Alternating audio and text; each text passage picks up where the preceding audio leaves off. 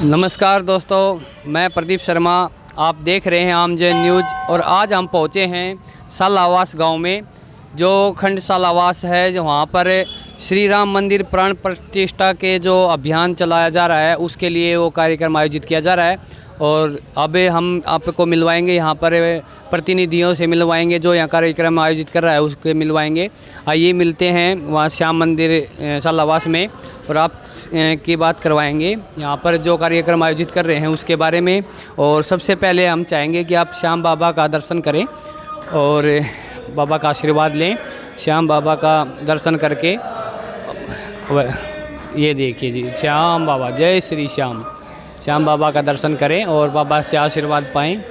और हम चाहेंगे कि आप भी राम मंदिर में सहयोगी बने और राम मंदिर के दर्शन के लिए ज़रूर जाएं। जय श्री श्याम, जय श्री श्याम।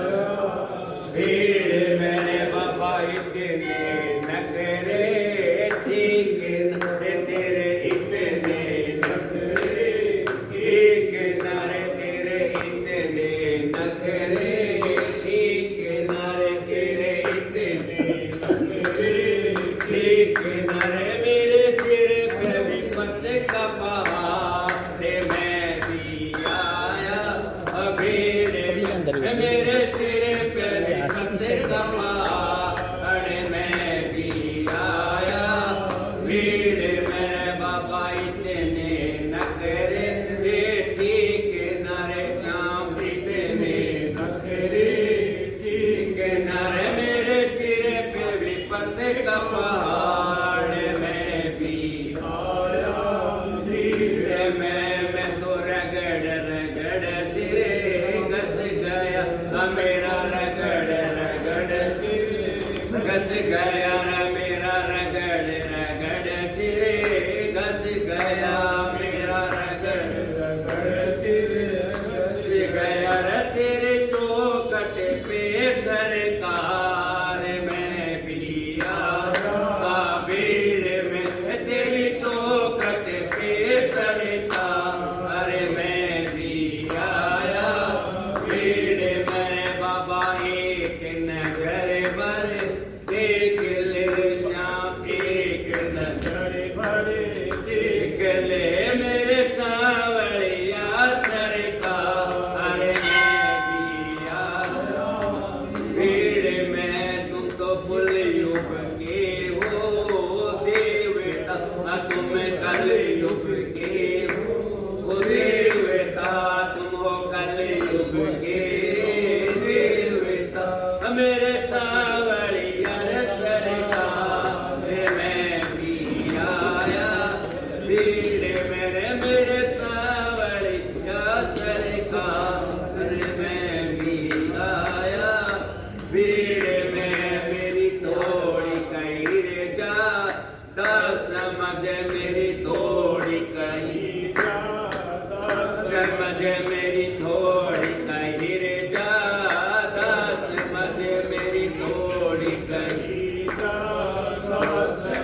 तेरे भगत खड़े हैं द्वार में भी आया, भीड़ में तेरे भगत खड़े तेरे द्वार में भी आया, भीड़ में।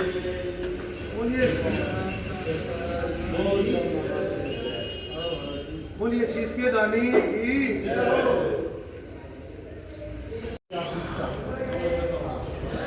नमस्कार। अब जो आप मंदिर में जो कार्यक्रम चल रहा है, जो श्री राम मंदिर का बारे में, उसके बारे में यहाँ पर कार्यक्रम आयोजित किया जा चुका है। तो अब आपको दिखाएंगे ऐसे कार्यक्रम का जो यहाँ पर गीत का आयोजन हो रहा है। तो अब दिखाना चाहेंगे कैमरामैन से, वहाँ जूम करके दिखाए, कैमरामैन से कहेंगे।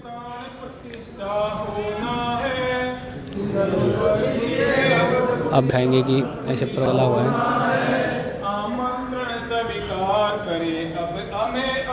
अयोध्या चलना है। आमंत्रण स्वीकार करें अब हमें अयोध्या चलना है। जय बजरंगी जय हनुमान वंदे मातरम जय श्री राम।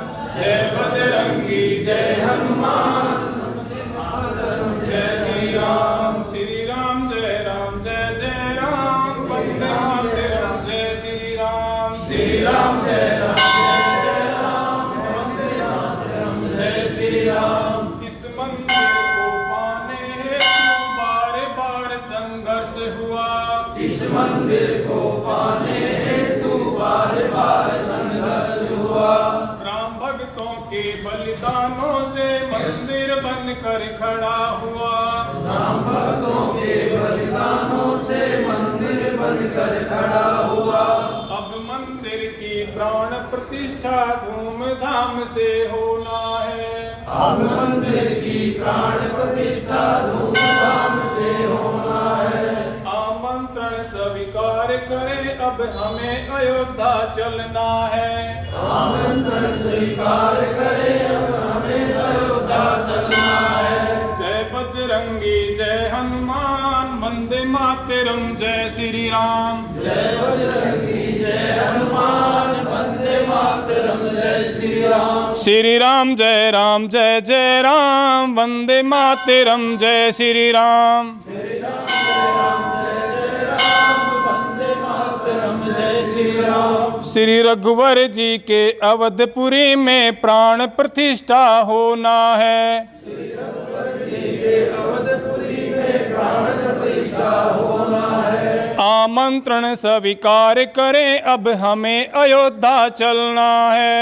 आमंत्रण स्वीकार करें अब हमें अयोध्या चलना है। जय बजरंगी जय हनुमान वंदे मातरम जय श्री राम। जय बजरंगी जय हनुमान वंदे मातरम जय श्री राम। श्री राम जय जय राम वंदे मातरम जय श्री राम। श्री राम जय राम वंदे मातरम जय श्री राम।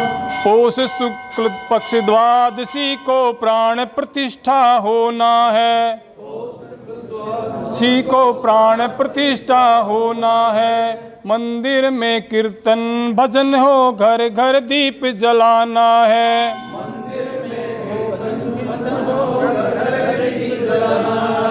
मंदिर भव्य बनाकर हमने अपना वचन निभाया है।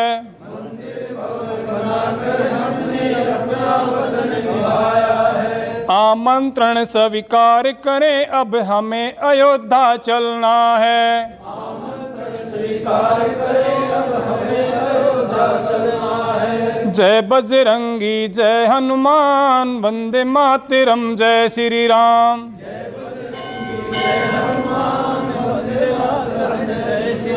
श्री राम जय जय राम वंदे मातरम जय श्री राम।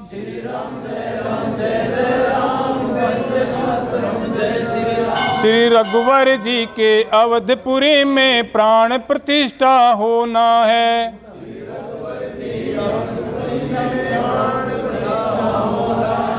आमंत्रण स्वीकार करें अब हमें अयोध्या चलना है।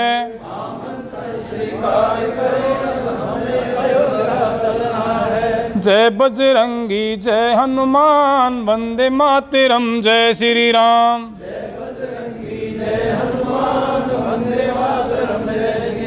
श्री राम जय जय राम वंदे मातरम जय श्री राम।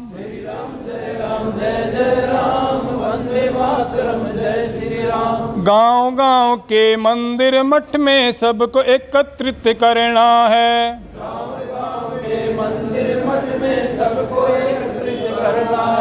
श्री राम की प्राण प्रतिष्ठा जन जन को दिखलाना है।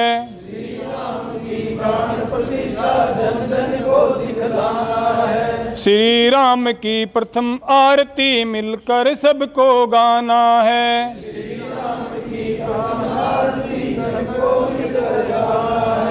आमंत्रण स्वीकार करें अब हमें अयोध्या चलना है।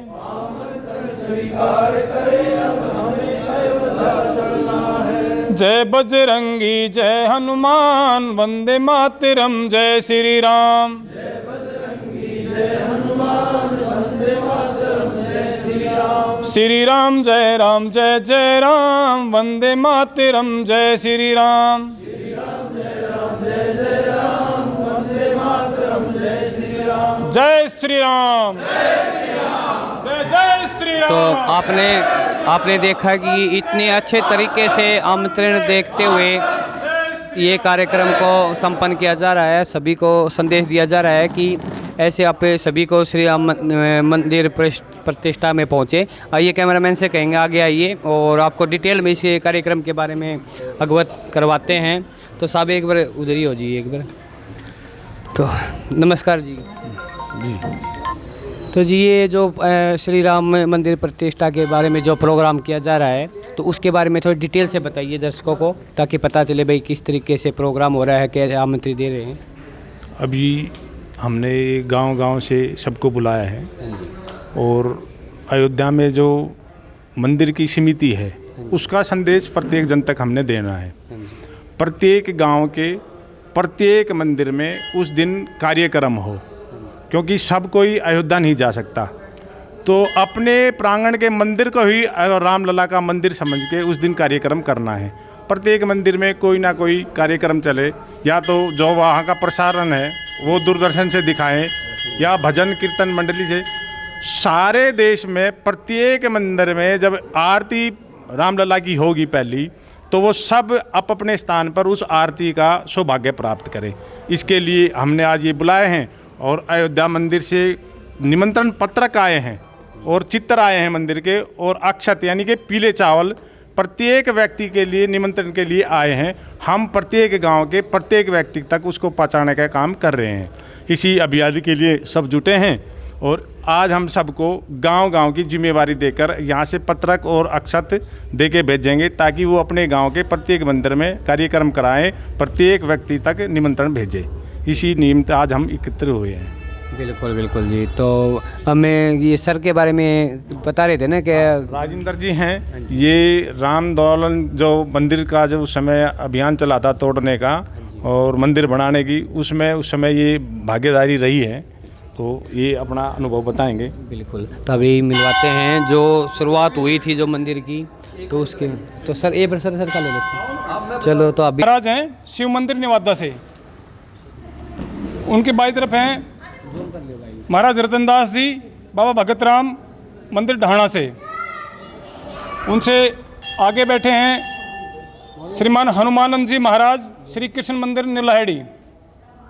गुरुजी राजेंद्र जी रिटायर्ड टीचर हैं, सालावास में इनका निवास है और पूर्व में संघ के जिला कार्यवाह का दायित्व इनके पास रहा है। उनसे बाई तरफ श्रीमान गुरदास जी, इनका गांव लोहारी है और किसान का कार्य, खेतीबाड़ी का कार्य करते हैं और अभी वर्तमान में जिला सह कार्यवाह का इनके पास संघ का दायित्व है। ये पीछे से अभी मैं निवेदन करूंगा श्रीमान गुरदास जी से कि वो विजय मंत्र कराएं और जो आज का विषय है वो आपके बीच रखें। श्रीमान गुरदास जी। ये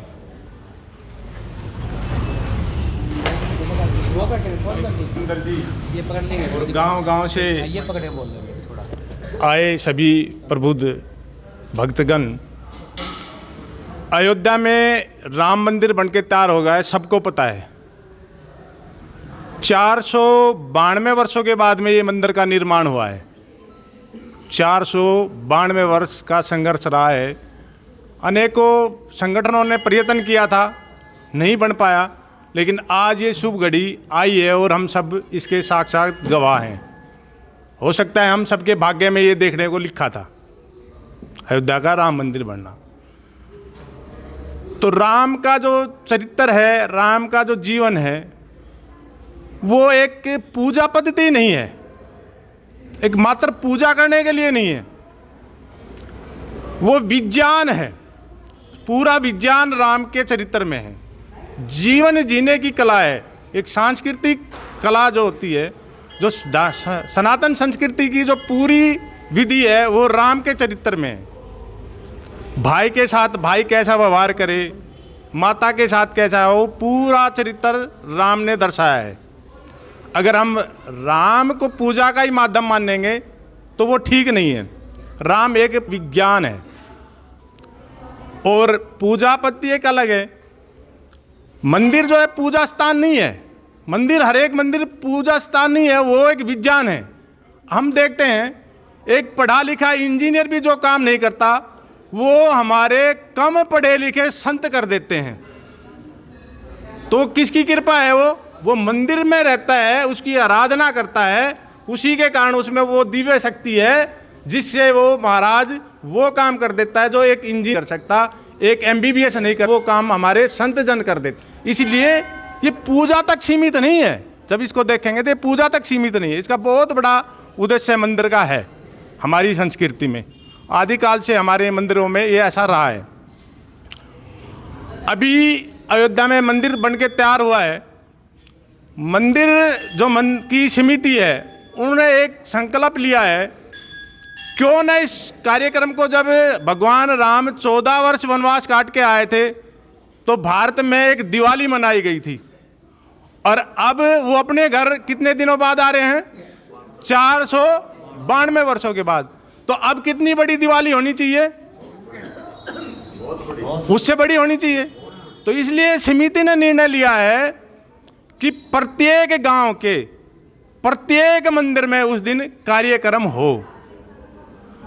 अब निमंत्रण भेजा है उन्होंने, हमारे जो बुजुर्ग हैं उन सबको पता है, पहले कोई कार्ड नहीं छपते थे ब्याह शादियों में। क्या आते थे जी?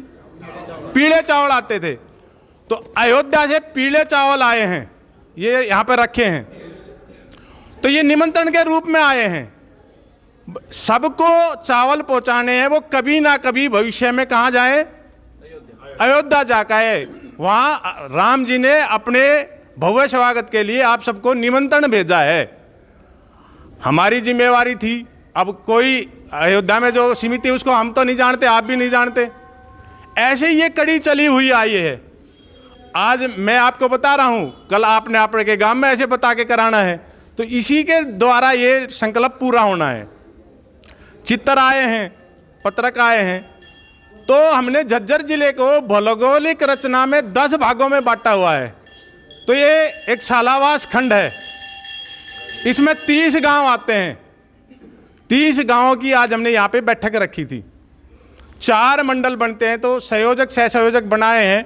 आज हमने प्रत्येक गांव में 2-2 कार्यकर्ता नियुक्त करने हैं, संयोजक सह संयोजक, ताकि उस गांव में प्रत्येक घर तक चित्तर और पीले चावल पहुंचा सके और प्रत्येक मंदिर में कार्यक्रम हो सके।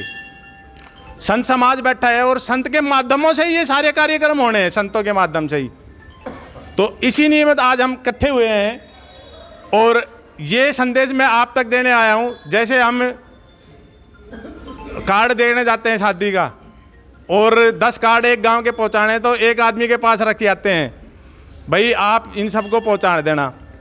अगर किसी के पास नहीं जाए तो उलाना किसको मिलता है? जिसके पास कार्ड रखे थे।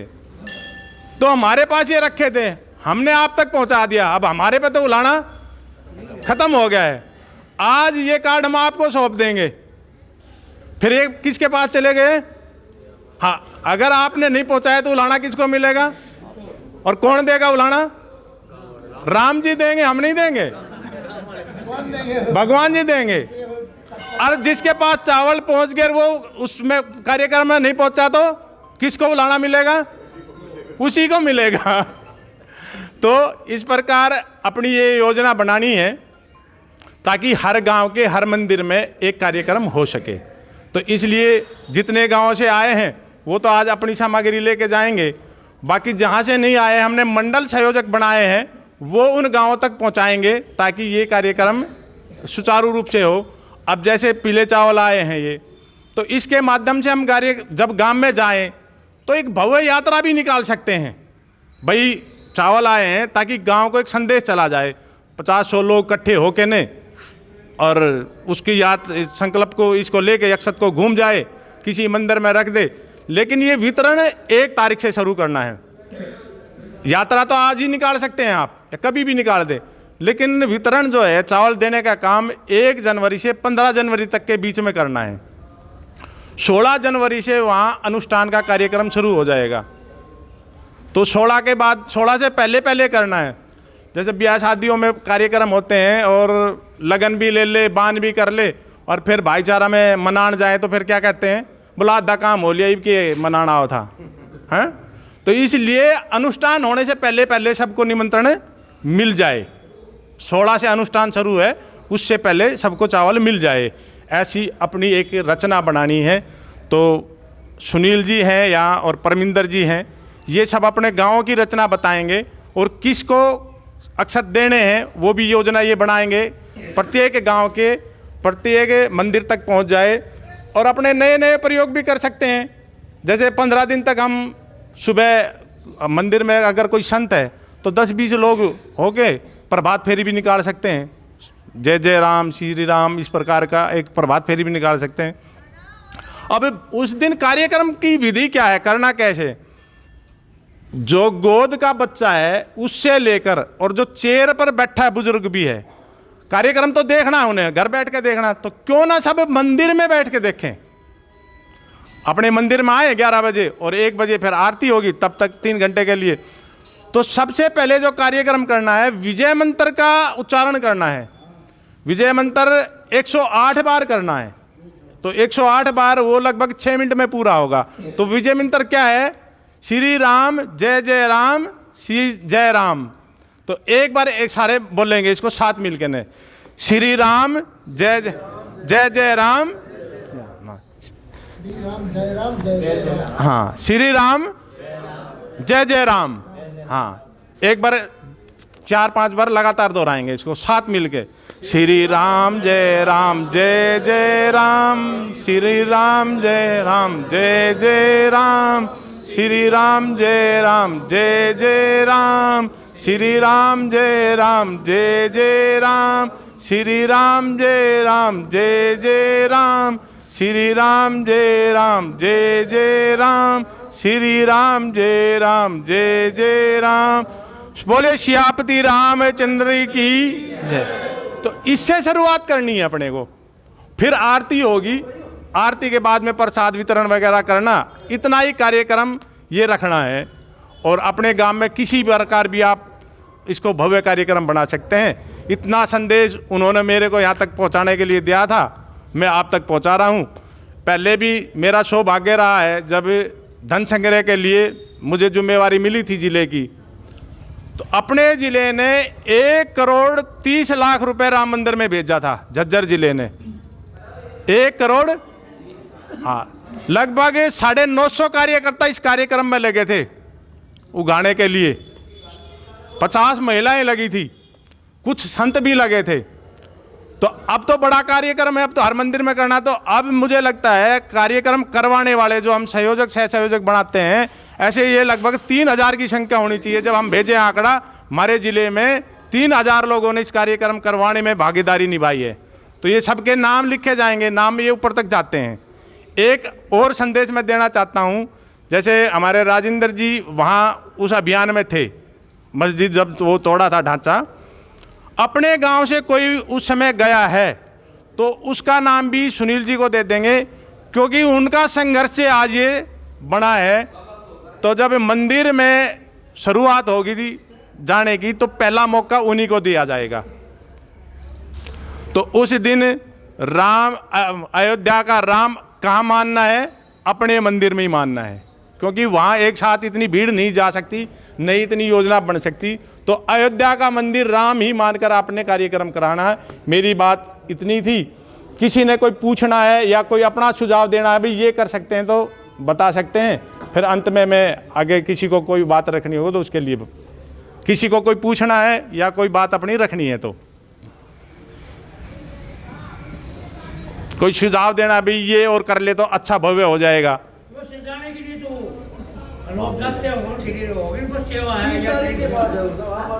वो जब ये हो जाएगा तो उसके 2-3 महीने बाद जाने की व्यवस्थाएं शुरू होगी।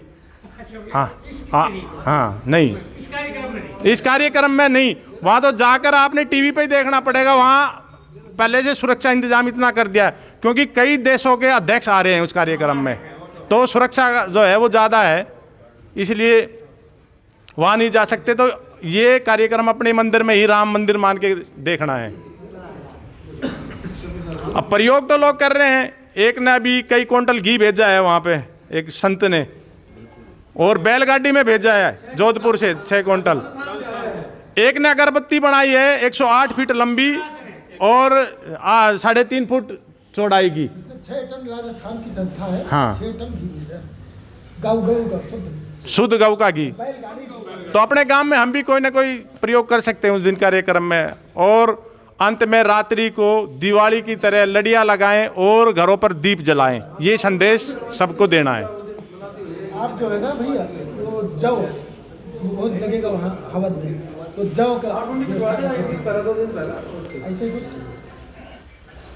तो आपने किसी ने कोई सुझाव रखना है तो ठीक है, नहीं मेरी बात संपन्न है।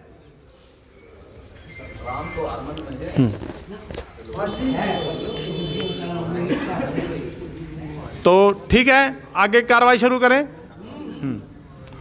तो अब हमारे महाराज जी आप कुछ कहेंगे क्या? हाँ चलिए एक बार फिर आप, फिर राजेंद्र जी आपको कोई संदेश देना है तो। हाँ, ये रिकॉर्डिंग चलेगी। हाँ, ये YouTube पर रिकॉर्डिंग होगी, इसको लगा के बोलेंगे। स्वर सही आएगा। नजदीक कर लो थोड़ा।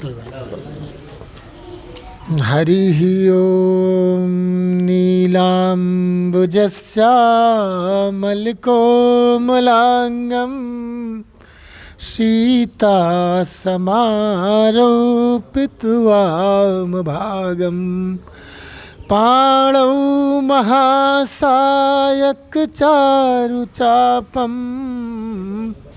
नमामि रामं रघुवंशनाथं, नमामि रामं रघुवंशनाथं।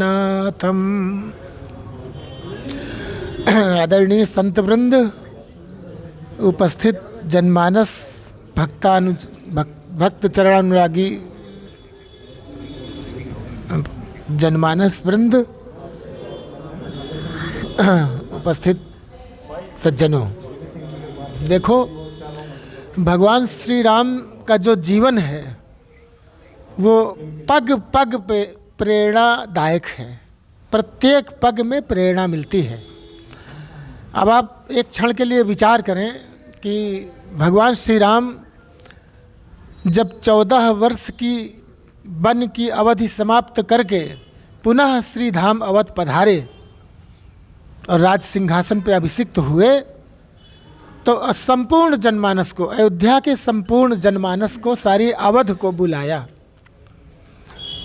और कहा देखो, सारे जनमानस को बुला के बड़ी विनम्रता के साथ, आर्यावर्त के सम्राट हैं वो, चक्रवर्ती सम्राट महाराज दशरथ के राज सिंहासन पर अभिषिक्त हैं, तो सारे अयोध्या के जनमानस को बुलाया और पहला उपदेश दिया उन्होंने कि जो अनीति कछु भाखों भाई, तो मोहि बरजो भय बिसराई।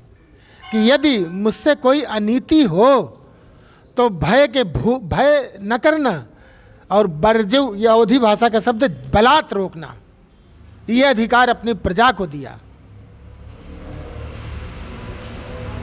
और जब महर्षि वाल्मीकि के आश्रम में भगवान पहुँचे, वन मार्ग में महर्षि वाल्मीकि का आश्रम मिला, तो वहाँ पहुँचे तो वाल्मीकि जी से भगवान ने पूछा कहाँ निवास करूँ, 14 वर्ष का वनवास हुआ है तो निवास कहाँ करें। तो वाल्मीकि जी ने कह दिया कि आप कहाँ नहीं हैं पहले वो बता दीजिए। पूछो मोहि की रहूँ कहाँ, मैं पूछत सकुचाऊँ। मुझे तो संकोच हो रहा है पूछते हुए कि आप कहाँ नहीं हो, आप पूछ रहे हो कहाँ रहूँ। तो महर्षि वाल्मीकि जी ने जो भगवान के लिए संबोधन किया वो बड़ा अद्भुत। कहा देखो प्रभु, जग पेखन तुम देखन हारे, अब विधि हरि शंभु नचावन हारे। कि संपूर्ण ये जगत दृश्य है और आप दृष्टा हैं। अब ब्रह्मा विष्णु महेश को भी आप उंगली पर नचाते हैं, तेऊ न जानहि मरम तुम्हारा और तुम्ही को जाननि हारा। वो सब लोग आपका मर्म नहीं जानते, तो आपको कौन जान सकता है। अब आप देखें जानता कौन है उनको, कि जब भगवान श्री राम गंगा के किनारे केवट के पास पहुँचे और केवट से नाव मांगा, जगत को देने वाला, जगत नियंता, जगत का पालन करने वाला मांगता किससे? एक छोटे केवट से मांगता है। मांगी नाव न, केवट ने कहा नहीं आऊँगा। केवट से मांगा नाव को, केवट ने कहा मांगी नाव न केवट आना, अब कहा तुम्हार मर्म मैं जाना। कहा मैं तुम्हारे मर्म को जानता हूँ, जो कि महर्षि वाल्मीकि ने कहा कि आपके मर्म को ब्रह्मा विष्णु महेश नहीं जानते हैं, और उस राम के मर्म को कौन जानता है? केवट। तो ये है राम का चरित्र। भगवान राम को अयोध्या का राजा बनना था, और वो अयोध्या कि अवध राज सुरराज सिंहाही, अयोध्या का राज्य देखकर अमरावती का राजा इंद्र सिहाता है। कह रहे महाराज दशरथ का इतना बड़ा राज्य, और दशरथ धन लखी धनद लजाही, दशरथ जी के धन को देख के धन का देवता कुबेर लज्जित होता है।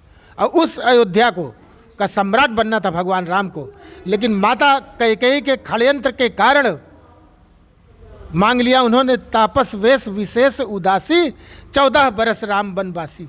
14 वर्ष का वनवास मांग लिया, लेकिन जब मेरे परमात्मा राजा बनते बनते भिखारी बन के जब निकले तो कैसे निकले? मुख प्रसन्न मन रंग न रसू, प्रसन्न मन के साथ हंसते हुए निकले।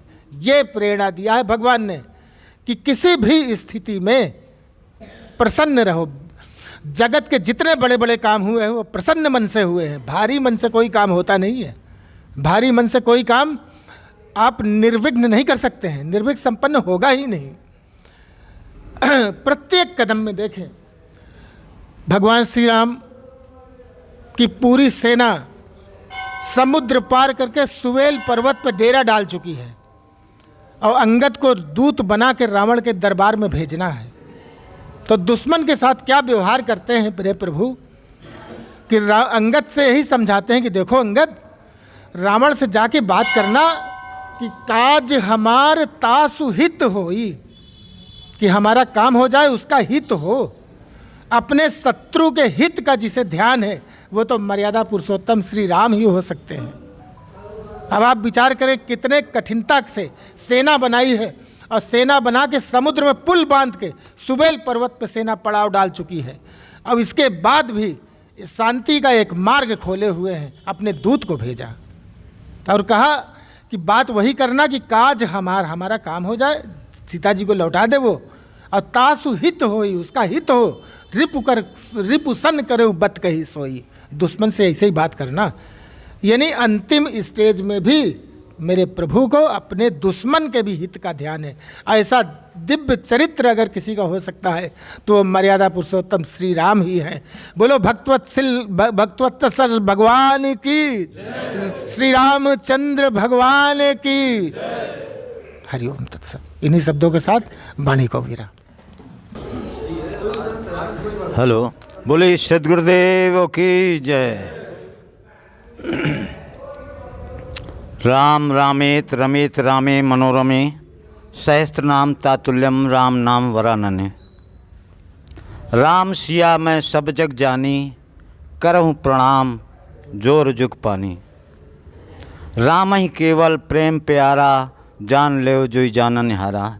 संत मंडल, सभी संत महापुरुषों को मेरी ओर से हृदय से नमन, और सभी राम भक्तों को मेरा जो है हृदय से नमन। और बहुत ही कम शब्दों में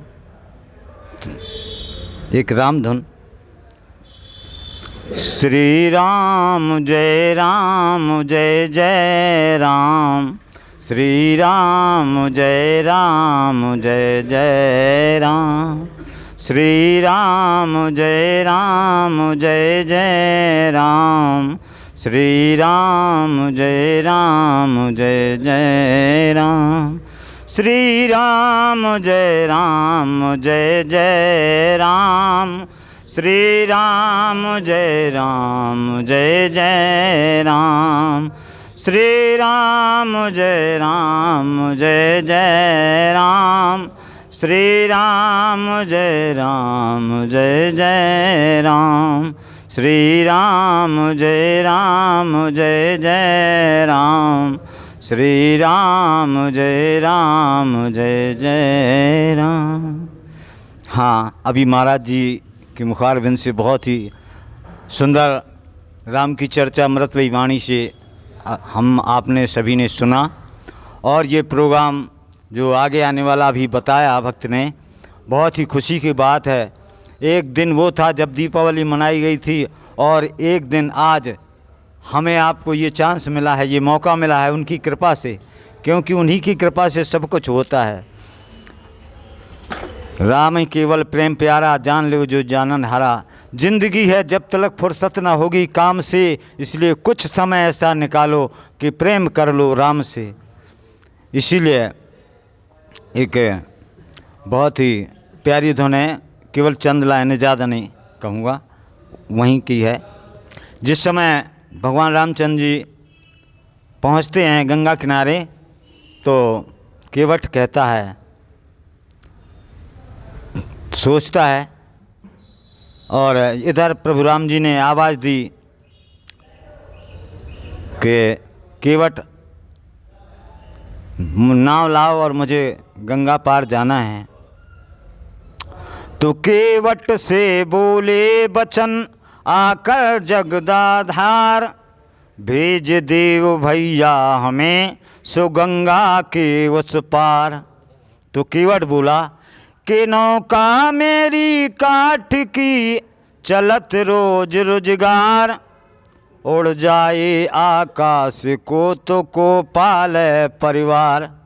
कहा तुम्हारा मरम मैं जाना, महाराज जी ने बताया। तो केवट कहता है, मैं आपका मरम जानता हूँ, अगर मेरी नाव उड़ गई तो फिर मेरा परिवार कैसे पलेगा। इसलिए एक प्रार्थना है कि पार नहीं जा सकते हो राघव, पाँव नहीं धो पाऊँ जो। बोले जब तक मैं आपके पैर नहीं पखार लूँगा, जब तक मैं पार नहीं उतारूँगा। पार नहीं जा सकते हो राघव, पाँव नहीं धो पाऊँ जो। मेरी जीव का चल नहीं पाए, नाव अगर खो जाऊँ जो। पार नहीं जा सकते हो राघव। क्यों? पहले से ही वादा तुमने नाथ किया था हमसे, पहले से ही वादा तुमने नाथ किया था हमसे। जब पिछले जन्म की बात याद दिला रहा है कि मैं कछुआ की योनि में था, और जब आपके यहाँ पहुँचा तो शीश रंग फुसकार मार देता था, तब मैं वापस हो जाता। तब आपने कहा था कि अगले जन्म में तुझे वो चांस मिलेगा। तो आज वो मौका मिल गया है, अब मैं चूकने वाला नहीं हूँ। इसलिए दर्शन की अबुलास लिए मैं यहाँ खड़ा हूँ तबो से। अगर आज ये मौका निकल गया तो जगत खिवैया कौन कहेगा। बोले आपको कोई जगत खिवैया नहीं कहेगा। अगर फिर 84 जाऊं जो, बोले अगर मैं पुनः 84 में चला गया तो जगत खिवैया कौन कहेगा। फिर 84 आऊं जो, मेरी जीव का चल नहीं पाए, नाव अगर खो जाऊं जो। पाँव नहीं। आगे की लाइन, राम सोचते कैसा चक्कर डाल दिया है इसने। राम सोचते कैसा चक्कर डाल दिया है इसने। दोनों का अधिकारी बनता इसे सिखाया किसने। दोनों का अधिकारी मतलब कि दोनों पैरों का अधिकारी। जब माँ जगत जननी अयोध्या पहुँची विवाह के बाद, तो देखती क्या है कि लक्ष्मण 24 घंटे सेवा में लगा रहते हैं और सीता जी को कोई टाइम नहीं। तो उन्होंने कहा कि प्रभु मैं अर्धांगिनी हूँ, मुझे भी कुछ सेवा का मौका दें। तो उस दिन जो है एक पैर की सेवा लक्ष्मण को और एक पैर की सेवा सीता जी को उन्होंने दे दी। आज कह रहे हैं दोनों का अधिकारी बनता, इसे सिखाया किसने। फिर सोचते हैं हो सकता था केवट का हित हो सकता था, इन्हें संग ना लाऊं जो। बोले अगर ये ना होते केवट का हित हो सकता था, इन्हें संग ना लाऊं जो। मेरी जीव का चल नहीं पाए, नाव अगर खो जाऊं जो। पार नहीं जा सकते हो राघव, पाँव नहीं धो पाऊं जो। केवल 2 लाइनें और लास्ट। केवट कहता सुनिए स्वामी, उतराई ना लूँगा। उतराई मैं उतराई का बदला मैं ले लूँगा। केवट कहता सुनिए स्वामी, उतराई ना लूँगा। उतराई में उतराई का बदला मैं ले लूँगा। छेदी लाल कहलाना ही क्या, छेदी लाल कहलाना ही क्या। राम कथा ना गाऊं जो, मेरी जीव का चल नहीं पाए, नाव अगर खो जाऊं जो। पार नहीं जा सकती हो राघव। जय जय सिया राम, जय श्री राम। राम। ओम नमो नारायण। संतों को नमन। आए हुए बार से मेरे भगत लोग को मैं प्रेम करता हूँ। और आज इतनी खुशी की बात है कि भारतवर्ष के अंदर हमारा राम मंदिर की जो मूर्ति स्थापना है वो हमारे को देखने को मिल रही है। तो हमारा यही भाव है कि हर गांव के अंदर, हर नगरी के अंदर कोई रामायण का पाठ भी करवा सकते हैं। 2 दिन पहले अखंड रामायण भी करवा सकते हैं, भागवत भी करवा सकते हैं। हम मान लो कोई मूर्ति स्थापना भी करवा सकते हैं। ऐसा शुभ मुहूर्त ना कभी आया था, ना ही आने का तो पता नहीं हमारे को आए ना आए, लेकिन ऐसा मुहूर्त नहीं मिलेगा कि 492 साल बाद में आज मान लो ये मुहूर्त मिल रहा है। तो हम ये सोचना है कि अयोध्या हमारी नगरी वो ही है जो हम रह रहे हैं, वहाँ तो पहुँच नहीं सकते, लेकिन हम कोई मूर्ति स्थापना या हम कोई भी मान लो और देवी देवताओं की हम स्थापना कर सकते हैं, ऐसी कोई बात नहीं है। ऐसा शुभ मुहूर्त है। और दिवाली की तरह ही उससे बढ़ चढ़कर रोशनी के बारे में और गांव की सफाई होएगी तो परमात्मा खुश होएंगे। सफाई सबसे पहले सफाई है। फिर हमने मान लो उस रात को अयोध्या की तरीक़त चमकाना है। भाई आज मान लो किसी को ये लगे भाई हाँ यही अयोध्या, भाव होना ज़रूरी है। ऐसे नहीं भाई चलो कह दिया महाराज ने अरे भाई लगा देंगे खेल ली ताश, नहीं। भाव होने से ही मान लो कोई संत हो, कोई पुजारी हो, उसका भी उत्साह बढ़ता है। वो भी ये सोचता है भाई मेरी नगरी में इतना प्रेम है तो मैं भी यही करूं। अगर वो रोटी खा के सो जाएगा कौन करेगा। हर गांव के अंदर कोई भी मान लो हो तो सारा का सहयोग से ही काम होएगा। भंडारा करो, बहुत खुशी की बात है। किसी का दान मान लो देना चाहो तो कमेटी यहाँ की है, उनको आप गांव में इकट्ठा करके अयोध्या के लिए जो भी मान लो आपकी श्रद्धा हो वो आप दे सकते हो। गांव में आप जो कुछ करना चाहते हो, लड्डू बांटने चाहते हो, कोई प्रसाद बनाना चाहते हो, कोई रामायण है भाग कुछ भी करा सकते हो। तो आप इतना भाग्यशाली हो कि इस मान लो कलयुग के अंदर, इस टाइम के अंदर आपको मान लो भगवान राम मान लो एक साक्षात मान लो देखने को मिल रहे हैं। इससे बड़ा और क्या हो गया। अयोध्या नगरी वालों को और जो हमारे जो इनके पास में निमंत्रण आया है, पीले चावल आए हैं, कार्ड आए हैं, तो उनको भी मैं धन्यवाद देना चाहता हूं कि आज हमारे तक मान लो पहुंच रहे हैं। हम नगरी के अंदर घूम घूम के और हर भक्तों को हम, हमारा सौभाग्य है जो हम मान लो निमंत्रण दे रहे हैं भगवान राम के प्रति। आज मान लो किसी की शादी है और हमारे को बड़प्पन दे दे तो हम कितने खुश होते हैं। तो आज भगवान का मान लो जो निमंत्रण है हमारे पास आ रहा है, तो इससे बड़े हम और क्या भाग्यशाली होंगे। तो ज़्यादा ये बात नहीं कहते हुए मैं संत पुरुषों को चरणों में प्रणाम करता हूँ और भक्तों को चरणों में प्रणाम करता हूँ। और बोलो सियापति रामचंद्र की जय। तो हमारे को है ना, सब नगरी वासियों को हर गांव-गांव में इतना साफ़ सुथरा मान लो अयोध्या नगरी बनानी है। और भगवान के प्रति मान लो भाई यज्ञ है, हवन है, कीर्तन है, भाई और भी कुछ ना हो सके तो मान लो माई मान लो सत्संग करती है, वो सत्संग करे, मान लो जाप करे। तो मैं तो यही कहना चाहता हूँ, बोलो सियापति रामचंद्र भगवान की जय। ओम नमो नारायण। ओम। नहीं हो रहा है, अपने गांव में ही कुछ भी करना है तो वो करे। अयोध्या के लिए कोई दान इकट्ठा नहीं करना है। तो एक बार सारे लोग मिलके बोलेंगे, बोलो जय श्री राम, जय श्री राम, जय श्री राम, जय श्री राम, जय श्री राम, जय श्री राम, जय श्री राम, जय श्री राम, जय श्री राम। जय श्री राम। सभी बुजुर्गों को, मेरे छोटे बड़े जितने भी बैठे हुए हैं, आप लोगों के सामने मेरा थोड़े बहुत जो भी टूटे फूटे वचन हैं मैं भी बोलूँगा कि साधु संतों का तो बोलने का वचन ही काम ही होता है।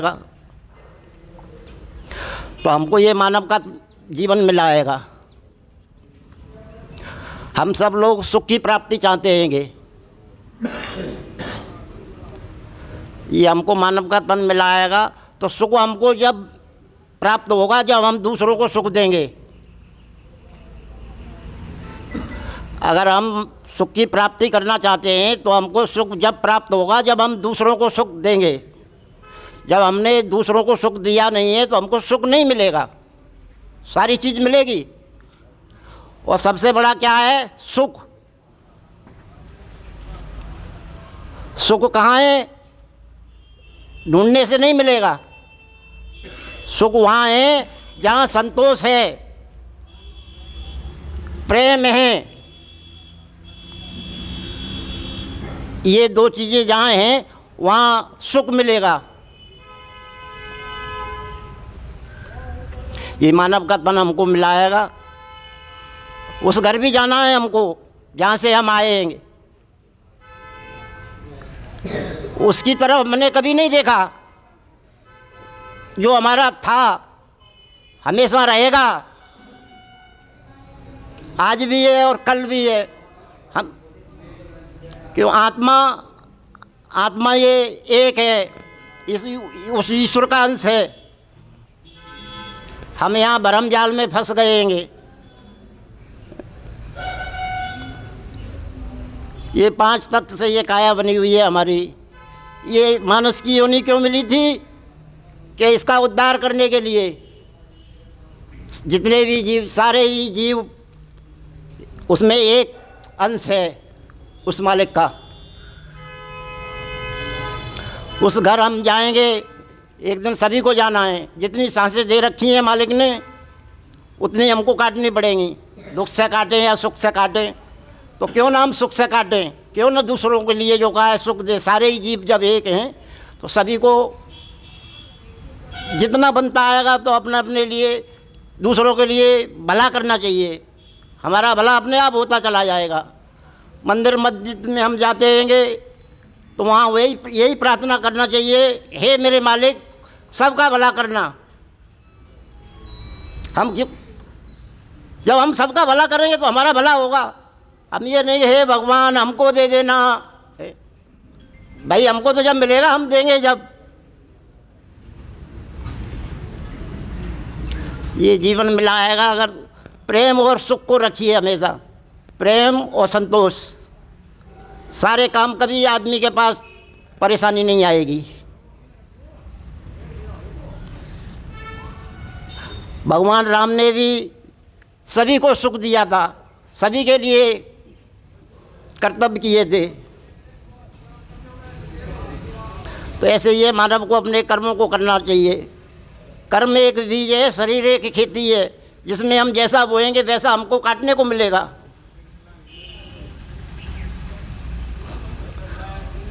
सभी को सभी भाइयों को मेरा राम राम। एक बार फिर बोलिए, जय श्री राम, जय श्री राम, जय श्री राम, जय श्री राम, जय श्री राम, जय श्री राम, जय जय श्री राम। कोई भी वचनों में अगर थोड़ी बहुत गलती हुई हो तो सारे लोग माफ़ करना। ना भाई हमने ये खाना जैसे जब हनुमान जी सीता जी का पता लगा कर आए तो बड़ा उत्साह वानर सेना में थे, जय जयकार बोल रही थे। ऐसे अयोध्या में राम मंदिर अब बन रहा है तो गांव गांव में इसकी चर्चा है। परंतु सीता माता को लाने के लिए, समुद्र को पार करने के लिए पुल बनाना था। तो पुल का बनाने का काम भगवान श्री राम ने किनको दिया था? नल और तो आज अयोध्या नगरी से जो निमंत्रण का काम है हमने अपने नल और नील यहाँ पर उपस्थित कर दिए हैं। अब वो काम किन्ने करना है, ये नल नील है। मैं मास्टर राजेंद्र जी से आग्रह करूँगा कि आज इन नल और नीलों को क्या संदेश देना है, गांव में किस प्रकार कार्यक्रम कराएं, एक बार उसकी योजना इनको एक बार विस्तार से बताएंगे। नल और नील को कैसे काम करना है। पूज्य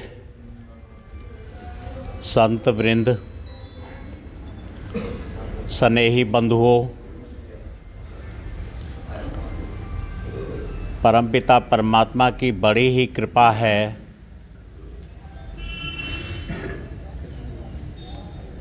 कि साकेत नगरी में, अवधपुरी में रामलला की प्रतिमा का पुनर्स्थापन हो रहा है।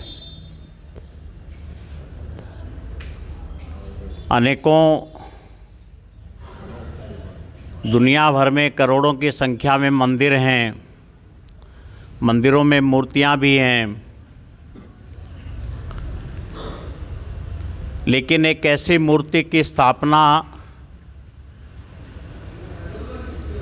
जिस स्थापना ने आज सारे विश्व को स्पंदित कर रखा है, सारी दुनिया को आज कंपायमान कर रखा है, सारी दुनिया के हिंदुओं के बीच में जोश का संचार हो रहा है, जिस उद्देश्य के लिए मूर्ति की स्थापना होती है वो पूरा का पूरा हमको अपने जीवन के दौरान देखने को मिल रहा है। ये अपने लिए एक बहुत अच्छी बात है। राम जन्मभूमि आप लोग ज़रूर कभी ना कभी जाकर के देखेंगे। मैं 2-3 बार देख चुका हूँ। संक्षेप में मैं थोड़ा सा राम जन्मभूमि जो आंदोलन चला था उसके बारे में बता कर के फिर अपने को क्या करना है वो बताऊंगा। मेरा प्रयास रहेगा कि मैं फालतू ना बोलूं।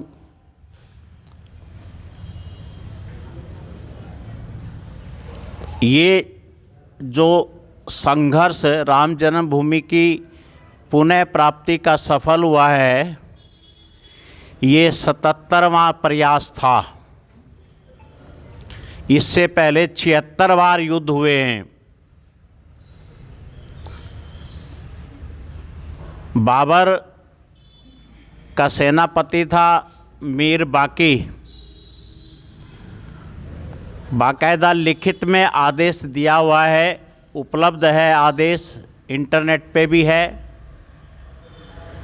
वहाँ के भव्य मंदिर को तहस नहस करके मूर्तियों को नष्ट कर दिया गया। बड़ी बेरहमी से मंदिर को तोड़ा गया। जिन मूर्तियों को तोड़ा गया उनके अवशेष वहाँ अयोध्या में आज रखे हैं। उसी मंदिर के स्थान पर मैंने दर्शन किए हैं उन मूर्तियों के भी। वर्तमान प्रयास 1947 से शुरू हुआ था, जब देश आज़ाद हुआ। आज़ादी के साथ ही वो जो ढांचा खड़ा हुआ था जिसको लोग बाबरी मस्जिद के नाम से संबोधित करते हैं, उस ढांचे में जो ही आज़ादी मिली वहाँ कुछ लोगों ने फिर से राम जी की पूजा शुरू कर दी। उससे पहले उस ढांचे की क्या स्थिति थी? कहने को वो मस्जिद थी लेकिन खंडर की अवस्था में थी और वहाँ पर कोई पूजा के लिए, वहाँ नमाज के लिए नहीं जाया करता था। जो ही हिंदुओं ने वहाँ पे पूजा शुरू की, त्यों ही कुछ विरोध के स्वर उठे, विवाद खड़ा हुआ। सरकार के आदेश से उस भवन के ऊपर ताला लगा दिया गया और व्यवस्था दी कि हिंदू इस ताले के बाहर से ही राम जी की पूजा कर सकते हैं।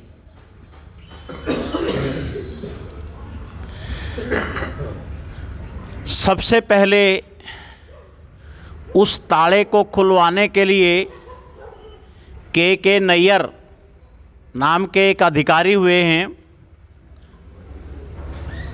उस समय की आईसीएस, जो आज की आईएएस है, उस समय आईसीएस बोलते थे और वो फैजाबाद में ज़िला कलेक्टर थे। फैजाबाद डिस्ट्रिक्ट हेडक्वार्टर था। अयोध्या से 5-10 किलोमीटर पहले ही पड़ जाता है। उन्होंने जो ही वो कमिश्नर के पद पे वहाँ पर गए, उन्होंने अपने जूनियर अधिकारी को कहा कि वे सब कारणों को खोज करके पता लगाओ कि यही राम जन्मभूमि है। उस जूनियर अधिकारी ने वहाँ की सारी खोजबीन अपने लेवल पर की और वहाँ पर 2 पुलिस वाले, जो कि एक हिंदू था एक मुसलमान था। हिंदू की ड्यूटी दिन में रहती थी, मुसलमान की ड्यूटी रात को रहती थी। जब रिपोर्ट तैयार करके दी जानी थी केंद्र को, उस रात एक अजीब घटना घटी। वो जो मुस्लिम सिपाही बाहर ड्यूटी पे था, उसने साक्षात देखा कि एक 4-5 साल की आयु का बालक उस भवन के भीतर खेल रहा है, डोल रहा है, जिसका दर्शन बड़ा तेज से युक्त है। वो अधिकारी, वो जो पुलिस वाला था, उसने अपनी आंखें मली, शायद सपना आया होगा, लेकिन नहीं, फिर से देखा तो वो वहाँ पर विराजमान होकर के बैठ गए और कहते हैं कि वो ड्यूटी देने वाला पुलिस वाला बेहोश होकर के गिर गया। होश आने पे वो दौड़ करके अपने बड़े अधिकारियों को जाकर के बताया। किसी ने विश्वास नहीं किया। वो चर्चा ऊपर जो डीसी थे, डिप्टी कमिश्नर जो थे, उनके पास पहुंची, कलेक्टर के पास, जिनका मैंने नाम लिया के नैयर, और उन्होंने इस घटना की एक विस्तृत रिपोर्ट बना करके तत्कालीन प्रधानमंत्री जवाहरलाल नेहरू को भेजी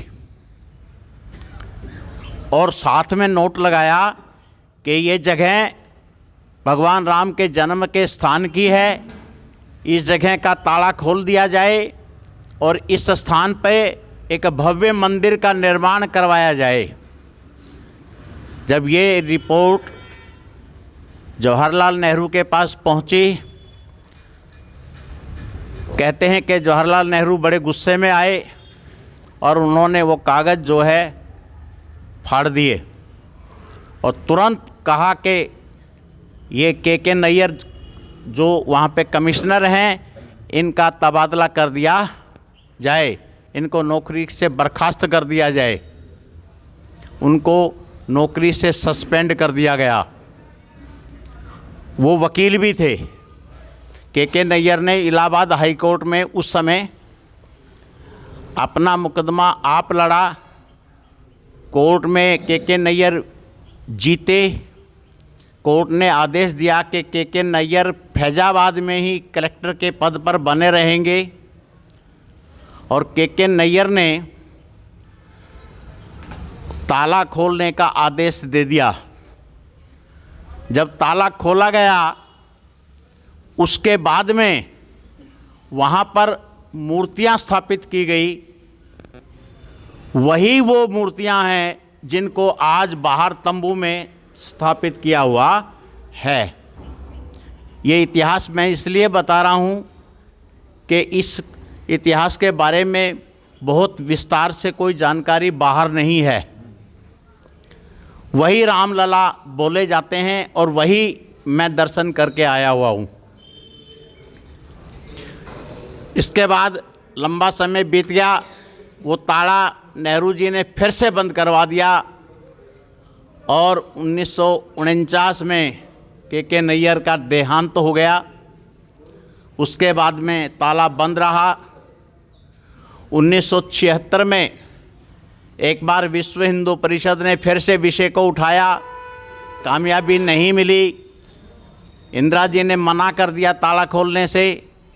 1984-85 में विश्व हिंदू परिषद ने एक हुंकार भरी और एक जन जागरण अभियान चलाया पूरे देश में। श्री राम के स्थान से निकली हुई ज्योति पूरे देश में घुमाई गई और जन जागरण हुआ। ताला खोलने का प्रेशर बढ़ाया गया और राजीव गांधी जब प्रधानमंत्री थे, उनके समय में ताला खोल दिया गया। फिर से विरोध हुआ और विरोध के बाद में राजनीतिक कारणों के रहते हुए हिंदू पक्ष कमज़ोर पड़ गया और वहाँ पर फिर से ताला बंद करवा दिया गया। यह हमारी याद की बात है। लेकिन उसका एक बड़ा भारी प्रतिक्रिया हिंदू समाज के बीच में हुई और समाज ये सोचने लगा कि हमारे देवता का स्थान, हमारे राष्ट्र पुरुष का स्थान और ताले में बंद है। तो घोषणा हुई विश्व हिंदू परिषद की तरफ से कि मंदिर को बनाने के लिए पूरे देश भर से कार सेवक अयोध्या जाएंगे और पहला बड़ा कार सेवक का कार्यक्रम 1990 में हुआ। उस समय 84 से लेकर 90 के बीच में जो आंदोलन चला, उस समय नाहाड़, मातानेल और सालावास 3 ब्लॉक मेरे पास थे। 155-56 गांव थे। 155 गांव थे। एक 56वां गांव बेचिराग था, वो भी सूची में था। तमाम गांवों में जन जागरण हुआ। आप लोगों में से जो उस समय किसी को स्मृति होगी, लगभग हर एक गांव में 5-5, 6-6 बार मेरा दौरा हुआ था और बड़ा भारी आंदोलन, जन जागरण हुआ था। 1990 के कार सेवा कार्यक्रम में हम लोग गए तो बड़ी सख्ती थी सरकार की तरफ से।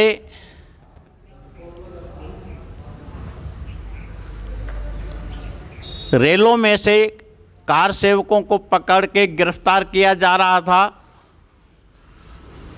हम जैसे तैसे करके अलग अलग डब्बों में बदलते हुए लखनऊ पहुंच गए।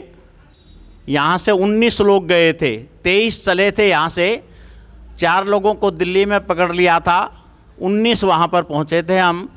19 लखनऊ रेलवे स्टेशन पर उतरते ही हम सबको पकड़ के गिरफ़्तार कर लिया और लखनऊ के बराबर में ही एक 4 बाग है, उस बाग में हमें रोक दिया गया।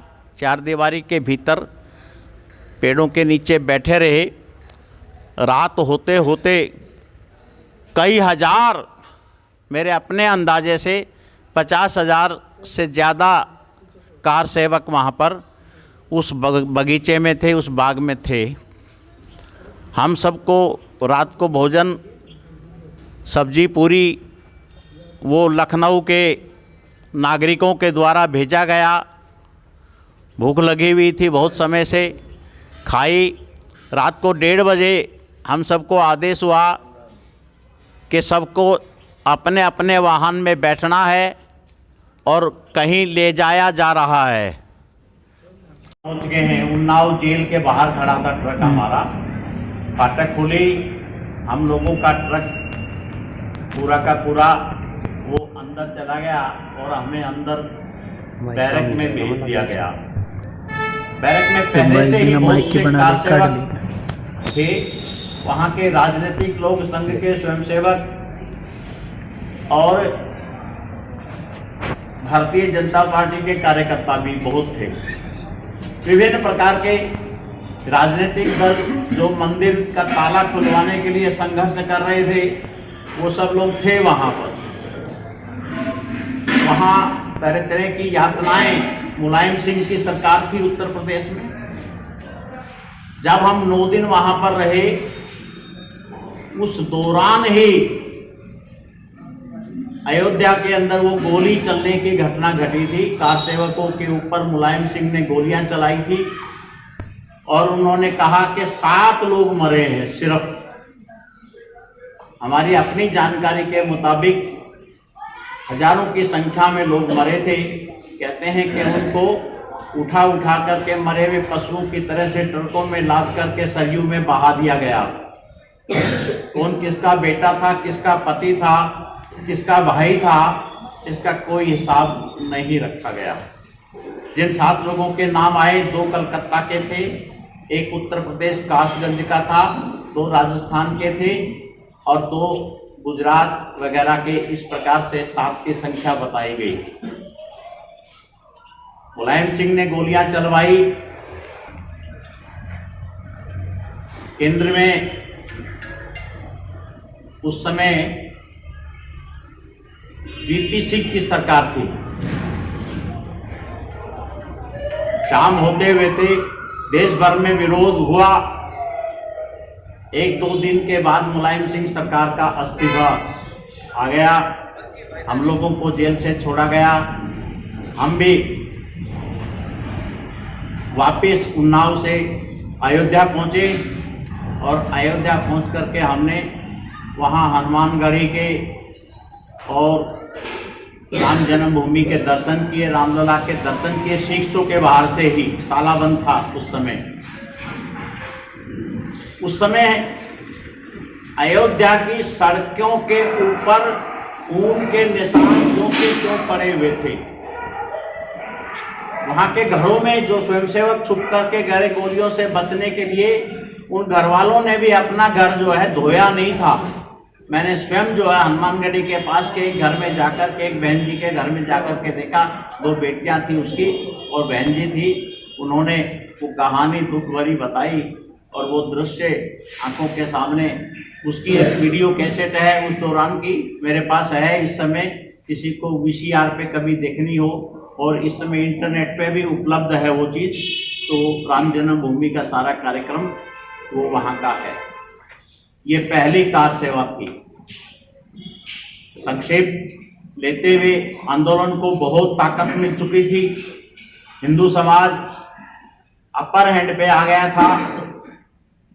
1984 में जब आंदोलन शुरू हुआ था, हमारे जैसे कार्यकर्ताओं के मन में भी ये संदेह था कि सरकार इतनी सख्त है कि ताला नहीं खुलेगा, लेकिन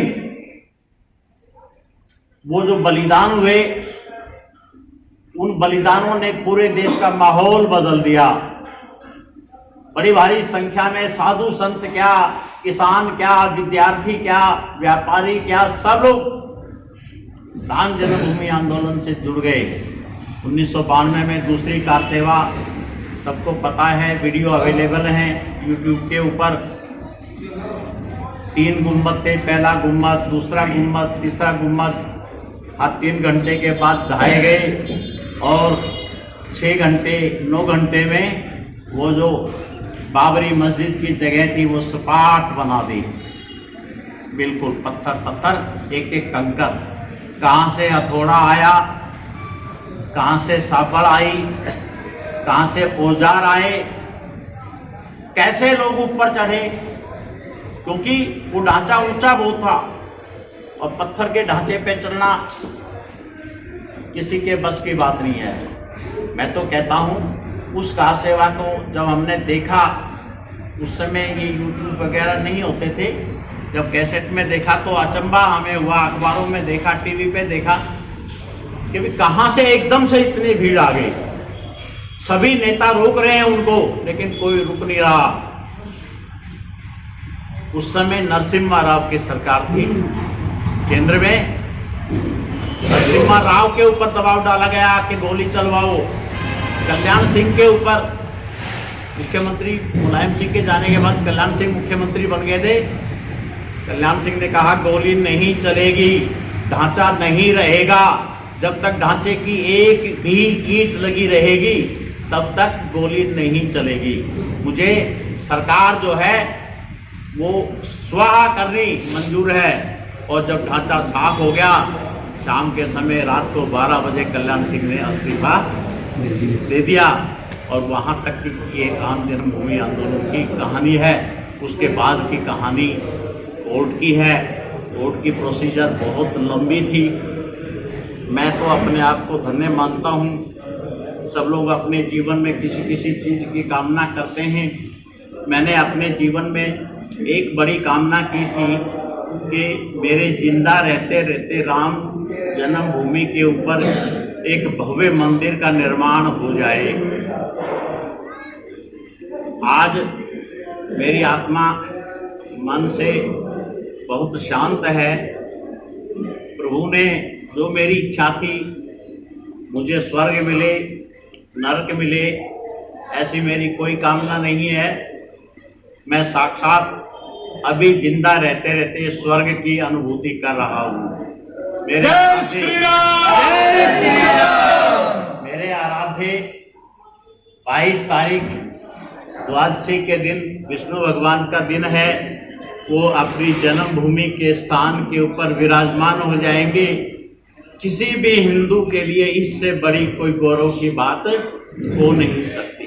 भगवान जी की ये प्रतिमा युगों युगों के लिए आने वाली पीढ़ियों को धर्म और देश की भक्ति का संदेश देवेगी। ये एक अद्भुत घटना है। इस मंदिर के निर्माण के साथ साथ पूरे विश्व में 1100 बड़े मंदिर बने हैं। अबू धाबी में, दुबई में, यूएई में, अमेरिका में कई जगह के ऊपर, इंग्लैंड में, फ्रांस में, जर्मनी में, इटली में, रूस में तो बहुत ज़्यादा, लगभग सभी मंदिर जिनका निर्माण इनके साथ शुरू हुआ था वो पूरे होने वाले हैं। यूएई के मंदिर का उद्घाटन करने के लिए अपने देश के यशस्वी प्रधानमंत्री उद्घाटन करने के लिए जाएंगे। इसके बाद अक्षरधाम वालों ने वो मंदिर बनाया है। इसी तरह से बहुत जगह पे यही हिंदू जागरण की गाथा है। लेकिन केवल इतने भर से काम नहीं चलने वाला। जब तक हिंदू समाज इस जागरण के साथ साथ अपने भीतर आई हुई कमियों को दूर नहीं करेगा तो ये प्रयास बेकार है।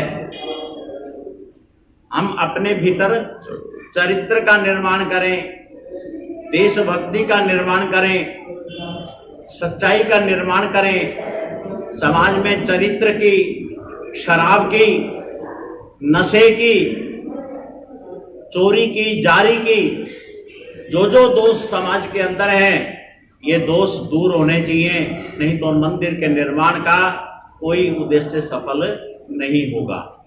क्यों? एक अच्छा व्यक्ति ही अच्छा नेतृत्व दे सकता है। आज मोदी जी को देख रहे हैं, आज तक किसी के मुंह से ये नहीं निकला है कि मोदी जी ने 10 रुपए कहीं खाए हैं। हम सबको मोदी बनना है, वैसा ही चरित्र, वैसा ही जीवन, अभी हम विश्व गुरु बन सकते हैं। इस मानवता को सुधारने का दायित्व हिंदू समाज का है। सारी दुनिया के सभी देशों को जो गलत रास्ते के ऊपर हैं, उनको सुधार करके सही रास्ते पर लाने का दायित्व जो है वो हिंदू समाज का है। इसलिए हम अपने दोषों को दूर करें, अपने जिम्मे नल और नील बनने की जिम्मेदारी आई है। अयोध्या से राम जी ने पीले चावल भेजे हैं अपनी स्थापना के लिए। हम कभी ना कभी जरूर जाएंगे। वहाँ के सुरक्षा कारणों को देखते हुए 8 फरवरी से पहले जाने का प्रोग्राम नहीं बनाएं। 8 फरवरी के बाद आम जनता जा सकती है, उससे पहले कोई जाए तो अपने रिस्क के ऊपर जाए। 1 तारीख से लेकर 15 तारीख जनवरी के बीच में हम अपने गांव में जन जागरण का काम करेंगे और 22 तारीख आने से पहले पहले पूरे गांव की सफाई, पूरे घरों की सफाई, पूरे मंदिर और संस्थाओं की सफाई, और उस दिन त्योहार मनाया जाए, पकवान बनाए जाएं, खुशी के लिए पटाखे छोड़े जाएं, दीप जलाए जाएं। दिवाली से भी बढ़िया रोशनी 22 जनवरी को होनी चाहिए। हम अपनी पूरी ताकत, आज से लगभग 1 महीना है, जितने यहाँ पर नल नील बैठे हैं, ये संकल्प लेकर के जाएं कि हम अपने गांव की जिम्मेवारी लेते हैं कि हर घर में दीप जलेगा, हर घर में मिष्ठान बनेगा, हर घर में भोग लगेगा, हर घर में भगवान की आरती होगी, हर घर में हवन नहीं तो धूप बत्ती जरूर जलेगी। और 11 बजे दिन में कार्यक्रम शुरू होगा, 1 बजे तक वो कार्यक्रम चलेगा। उस दौरान जो अपने घर में टीवी देखे महिलाएं देख सकती हैं, अन्यथा पुरुष, बच्चे या महिलाएं अपने अपने मंदिरों में जाकर के टीवी जहां लगे हुए हैं वहां उस कार्यक्रम को देखें, भजन कीर्तन करें, महिलाएं भजन गाएं, कीर्तन करें, शब्द करें। इस प्रकार से 22 तारीख के उत्सव को हमने स्वरूप प्रदान करना है। जितना हम राम जी को काम आएंगे, उतना राम जी हमारे काम आएंगे। ये देख लीजिए, बस मैं इतना कहना चाहता हूँ। बाकी फिर से मैं भगवान को प्रणाम करता हूँ। और ये जो इतना बड़ा काम हुआ है, राम जी की पुनर्स्थापना का, राम मंदिर के निर्माण का, इसमें बहुत बड़ा योगदान मैंने देखा है। मेरे साथ जिन लोगों ने जुट करके काम किया है वो इन पूज्य संतों का है। इन लोगों का बड़ा भारी त्याग है, बड़ा भारी जन जागरण में इन लोगों ने भाग लिया है और आगे भी भाग लेंगे। तो इनकी प्रेरणा से अपने अपने मंदिरों में अपने नागरिकों को बुलाकर, बच्चों को बुलाकर, विद्यार्थियों को बुलाकर के, एक मेरा ये कहना है, जहाँ भी बाबा जी रहते हैं वहाँ उन आश्रमों में नशे का प्रयोग ना हो और नौजवानों का नशा छुड़वाएं। नौजवानों को शराब से, सिगरेट से, बीड़ी से, बुराई से, दुष्चरित्र से बचाएं। क्यों? जब तक नागरिक सही नहीं होगा तो देश कैसे सही होगा। और उनको शिक्षा की तरफ प्रेरित करें, माँ बहनों को, बेटियों को पढ़ाई के लिए प्रेरित करें और अच्छे चरित्र ऐसी माएँ पैदा हो जो शिवाजी को जन्म दें, ऐसी माएँ पैदा हो जो भगत सिंह को जन्म दें, ऐसी माएँ पैदा हो जो सुभाष चंद्र बोस को जन्म दें, ऐसी माएँ पैदा हो जो डॉक्टर हेडगेवार पैदा करें, ऐसी माएँ पैदा हो जो माधवराव सदाशिवराव गोलवलकर पैदा करें, ऐसी माएँ पैदा करें जो बाला साहब देवरस पैदा करें, और ऐसी माएँ पैदा करें जो मोहन भागवत और मोदी जी पैदा करें। तभी हम इस देश को उस ऊंचाई तक ले जा सकते हैं जिस ऊंचाई के लिए सारा संसार भारत राष्ट्र की तरफ, सनातन राष्ट्र की तरफ टकटकी लगा करके देख रहा है। आज 2 बड़े युद्ध चल रहे हैं, लेकिन हर आदमी की जबान पर है कि भारत चाहेगा तो युद्ध रुकेंगे, भारत यदि चाहेगा, मोदी जी चाहेंगे तो युद्ध रुकेंगे। सबने कोशिश करके देख ली, अमेरिका ने, फ्रांस ने, इंग्लैंड ने, लेकिन युद्ध चल रहे हैं। मोदी जी को जब फुर्सत होगी युद्ध रुकवाने की, पहले ये राम जी का काम पूरा करना है, उसके बाद युद्ध भी रुकेंगे। और आप लोग पूरी दुनिया का नेतृत्व करने के लिए तैयार रहें। आपके कंधों पर बड़ी जिम्मेदारी आने वाली है, और ये सुधार अपने घर से शुरू करो। अच्छाई अपने घर से शुरू करो, और जरूर अयोध्या की यात्रा पर जाएं। जब अयोध्या जाएं तो वहां पर गुप्तार घाट भी है एक, फैजाबाद के पास में, जहां पर भगवान राम ने सरयू में अपने अंतिम सांस लिया था। वो जरूर देख कर के आए, वो मुक्ति का धाम है, और बड़ी बड़ी जगह पर वहां पर हैं। और इस समय संघ के बड़े बड़े कार्यकर्ता, विश्व हिंदू परिषद के बड़े बड़े कार्यकर्ता, जिन लोगों ने ये काम किया है, अब हम तो थोड़ा सा बुढ़ापे की तरफ चल पड़े, लेकिन अब वो बोझ इन नौजवानों के कंधे पर है। और मैं ये कहता हूँ कि राष्ट्र के निर्माण की ये कावड़ जो है कभी नीचे उतरे नहीं, ये ध्वज पताका इनके कंधों के ऊपर, इनके हाथों में लहराती रहे। जय श्री राम, जय श्री राम, जय श्री राम, जय श्री राम, जय श्री राम। भारत माता की, भारत माता की, भारत माता की, वंदे वंदे वंदे। श्री राम जय राम, जय राम, श्री राम जय राम, जय राम, श्री राम जय राम, जय राम, श्री राम जय राम, जय राम। ये अक्षत की थैली आपके गांव की है, इसमें कम पड़े तो पीले चावल आप इनमें मिला लें, ठीक है, घी हल्दी चावल मिला करके, और हर घर में आप निमंत्रण एक चुटकी चावल वो दें, टोल बना करके जाएं, ग्रुप बना करके जाएं, जुलूस के रूप में निमंत्रण देने के लिए जाएं। तभी लोगों के भीतर जो भक्ति की ज्वाला है वो जगेगी। सबको नमस्कार। ये सुनील सुखना जी यहाँ से देंगे। जो साल आवास मंडल है जी, इसमें 4 मंडल है, 4 मंडल, साल आवास, भूरावास, सुबाना और न्योड़ा मंडल। तो मैं मंडल बोलता हूँ साल आवास मंडल से।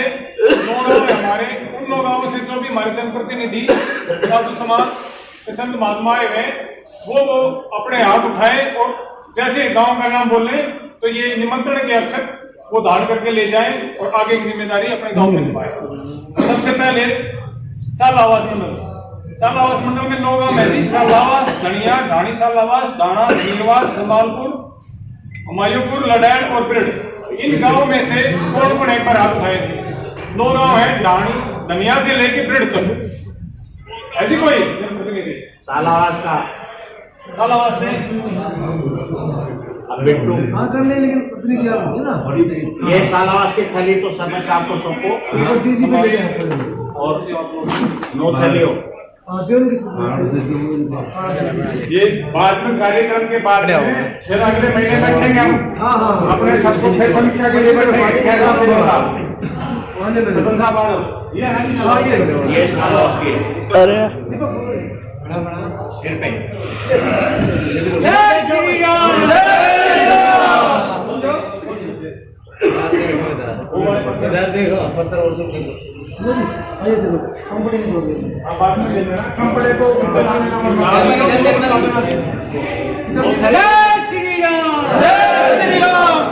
दो थैली और ला दो सरपंच साहब देखिए रख लो गोदी में रख के बैठ जाओ ये कर दो ये बैठ दो दूर बैठ जाओ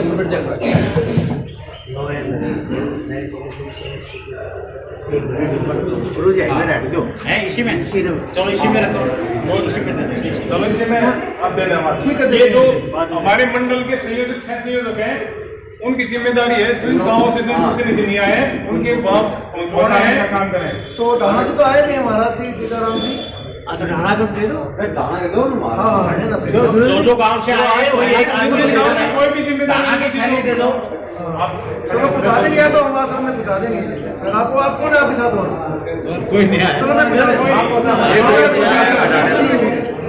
बाकी सर आप इंडियन श्योर नहीं है जी कोई बाकी गांव से जो लोग आए हैं जो जिस गांव से आए हैं नाम घोरावास मंडल में भी 9 गांव हैं जी नाम बोली घोरावास नीलाहेड़ी मुंडाहेड़ा कोंदरावाड़ी निवाता चानोल ढाकला और बीटला आ जाओ ये इन गांवों से कौन है जी ये खड़े जो खड़े हो गया जाओ आगे आ जाओ एक एक करके आपने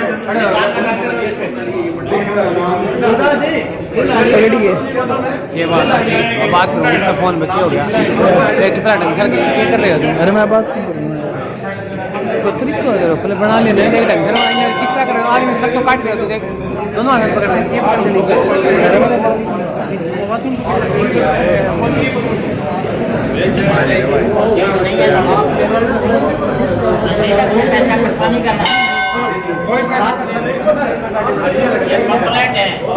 चित्र है